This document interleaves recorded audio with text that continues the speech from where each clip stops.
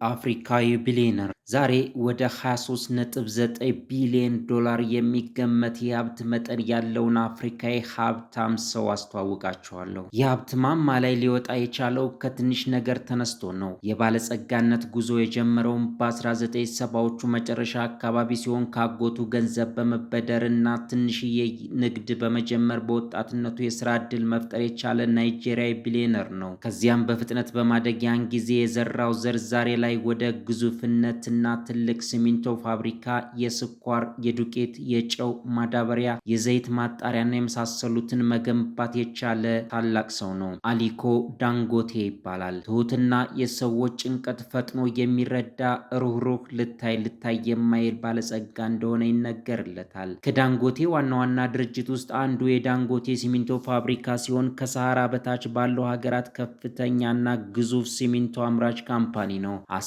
ሀገራት ላይ እየሰራ ያለ ሲሆን በዓመትም እስከ 50 ሚሊዮን ቶን የማምረት አቅም አለው። የናይጄሪያ ከተሞች ውስጥ ያለ ሰማይ ጠቀስ ህንፃዎችና በመላው አፍሪካ ውስጥ ያሉ መሰረተ ልማቶች ያለ ጥርጥር ለመናገር የተገነቡት በዳንጎቴ ሲሚንቶ ነው። ይህ የሲሚንቶ ግዛት ከፍተኛውን ድርሻ በመያዝና ከፍተኛ ገቢ በማስገኘት ሀብቱን ወደ ቢሊየን ከፍ አድርጎለታል። ዳንጎቴ ሲሚንቶ ላይ ብቻ አላበቃም። ዋናና መሰረታዊ ነገሮችን ልክ እንደ ዱቄት፣ ስኳር አይነት ፋብሪካዎችን በየቀኑ ያስፋፋል። የዳንጎቴ ካምፓኒ ናይጄሪያ ውስጥ በስኳርና የሀገር ውስጥ መጠጥ በማቅረብ በምግቡ ኢንዱስትሪ ደግሞ ጨውና ዱቄት በማቅረብ የበላይ ነው። ላለፉት አስርተ ዓመታት በሚሊዮን የሚቆጠሩ የናይጄሪያ ነዋሪዎች የምርቶቻቸውን ብራንድ ስም በዳንጎቴ ሲጠቀሙ ተስተውሏል። ዳንጎቴ ከማድቤት ጨው እስከ ታሸገ ስኳር ድረስና ሌሎች መሰረታዊ ሸቀጦችን ወደ ትልቅ ቢዝነስ ቀይሮታል። ሌላኛው ደግሞ ምናልባትም የዳንጎቴ ትልቁ ድፍረት በሚያስብል መልኩ በ23 ቢሊዮን ዶላር አፍሪካ ውስጥ ግዙፉን የፔትሮሊየም ዘይት ማጣሪያ መገንባቱ ነው። ከሎጎስ ከተማ ውጭ ከ2500 ሄክታር በላይ የተንጣለለ ስፋት ያለው ይህን ግዙፍ ፕሮጀክት ገንብቷል። ይህ 23 ቢሊዮን ዶላር የፈሰሰበት ፕሮጀክት ከ11 ዓመት በኋላም ስራ በመጀመር በ2024 ላይ ብቻ 650 ሺህ በርሜል ያልተጣራ ድፍድፍ ማምረት ችሏል። ይህ ድርጅት ብቻ በቅርብ ዓመታት ውስጥ ሀብቱን እጥፍ ሊጨምርለት ይችላል። ቢሊየነር መሆን ቢሮ ላይ ቁጭ ብሎ የቢዝነስ ሰነዶች ላይ መፈረም ብቻ አይደለም፣ ይልቁንም እጅግ ቅንጡ የተባለ ህይወትንም መኖር ጭምር ነው። ነገር ግን ዳንጎቴ እንደ ሌሎች ቢሊዮነሮች በመላው ዓለም እየዞረ ቅንጡ ቤቶችን አልገዛም። ከእናት ሀገሩም መራቅ አልፈለገም።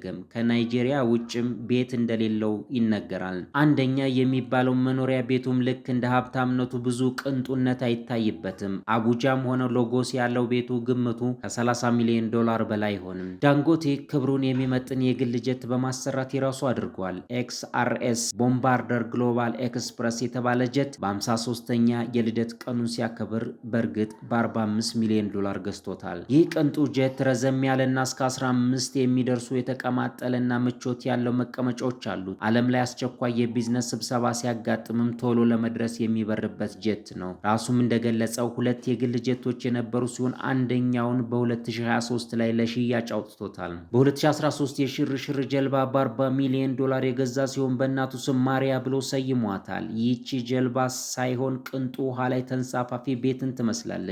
መገኛዋንም በሎጎስ ቪክቶሪያ ደሴት ሲሆን እጅግ ያጌጠች የግል ክፍል ያላትና ውሃ ላይ የምትንሳፈፍ ባለ 5 ኮከብ ሆቴል ያላት እጅግ ቅንጡ ጀልባ በጊኒ ባህረ ሰላጤ ላይ ልዩ እንግዶችን ማዝናናትና ማንሸራሸር ትችላለች። የዳንጎቴ መኪና ጋራጅ ደግሞ ስንመለከት በሚያማምሩ መኪናዎች ተሞልቷል። ብዙ ጊዜ አያሳያቸውም፣ ነገር ግን ብዙ ውድ የተባሉና በጥራት የተሻሉ የመኪና ድርድሮች ይታያሉ። ከነዚህም ውስጥ በልዩ ሁኔታ የሚወደው 310 ሺህ ዶላር የሚያወጣውን በንትሌይ መልሳን እና 220 ሺህ ዶላር የሚሸጠው ማርቼዲስ ቤንስ ሲኤል 65 ኤኤምጂ ውድ መኪና ነው። በተጨማሪም በልኩ የተሰራ ማይባክ 57 ኤስ 1 ሚሊዮን ዶላር የሚያወጣ መኪና ነው። ከሁሉም የሚበልጠውና የእሱን ክብር የሚገልጸው ግን እጅግ ውድ የሆነውና 400 ኪሎ ሜትር በሰዓት የሚጓዘው የቡጋቲ ቫይሮን መኪና ሲሆን ዓለም ላይ ከፈጣን መኪኖች ውስጥ አንዱ ነው። ይህን መኪና የገዛውም ለ60ኛ የልደት ክብረ በዓሉ ነው። ከዚህ ሁሉ ሀብትና ዝና በላይ ደግሞ ለሰው ልጅ ያለው አስተሳሰቡና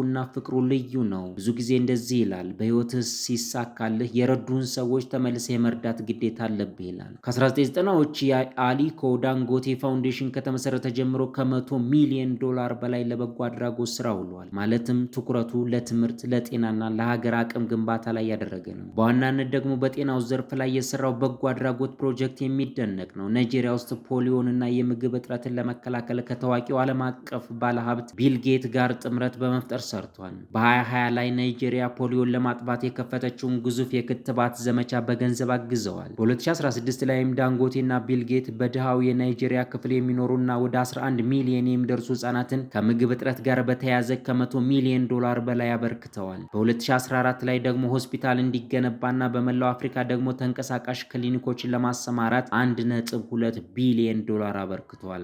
በዚህም አያበቃም። የዳንጎቴ ፋውንዴሽን ወይም ድርጅት ነፃ የትምህርት ዕድልና የስራ ዕድል ፈጠራ ፕሮግራም ስፖንሰር በመሆን ሁልጊዜ በገንዘብ ይረዳል። በገንዘቡም ናይጄሪያ ውስጥ ትምህርት ቤቶች፣ ዩኒቨርሲቲዎች እንዲሁም የሴቶችና ወጣቶች ሙያዊ ስልጠና ይሰጥበታል። ዓላማውም ለማህበረሰቡ መሳሪያ በመስጠት የድህነት መረብን በመበጣጠስ ስኬት ላይ እንዲደርሱ ማድረግ ነው። የአሊኮ ዳንጎቴ ምሳሌነትና አርአያነት ለናይጄሪያና አፍሪካ የዳንጎቴ ተጽዕኖ ፈጣሪነት ወደር የለሽ ነው። አህጉሩ ላይ ኢንቨስት በማድረግ ብቸኛው የኢኮኖሚዋ ሞተር መሆን ችሏል። በራሱ ድርጅት ከ30 ሺህ በላይ ሰራተኞች የተቀጠረ ሲሆን አፍሪካ ውስጥ ግዙፍ የግል ቀጣሪ ድርጅት ነው። ለናይጄሪያ ጂዲፒ ማደግ የዳንጎቴ ስራ ትልቅ ሚና ተጫውቷል። የዳንጎቴ የአኗኗር ዘይቤ ጥልቅ ሲሆን ሲታይ ድራማ ይመስላል። ከሎጎስ ህንፃ አናት ላይ የሚታዩ የከተማው የመብራት ፎቶዎች ለገነባው ግዛቱ ምስክር ነው።